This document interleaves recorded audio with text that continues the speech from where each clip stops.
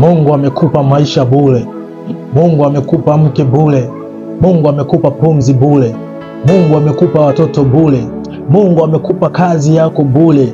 Mungu amekupa kila kitu bure. Mtu wa Mungu, unashindwa kumpa Mungu nafasi ya kumtukuza, unashindwa kumpa nafasi Mungu ya kumwabudu. Nataka nikwambie, man of God, sikiliza, hukumu inakuja, hukumu inakuja, iko hukumu inakuja. Hizi ni nyakati za uamsho, tunaishi katika siku za mwisho.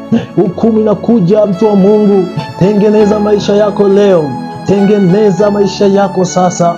Bado na nafasi ya kutengeneza na Mungu. Mungu ni mwenye huruma, Mungu ni mwenye rehema, Mungu ni mwingi wa rehema. Sikio lake si zito na wala nisisikie. Tengeneza nafasi unayo, mtu wa Mungu. Hukumu iko kuu inakuja, hukumu inakuja, hukumu inakuja. Shetani anatafuta wa kwenda naye, shetani anatafuta kuangamizwa naye. Hukumu iko kuu inakuja.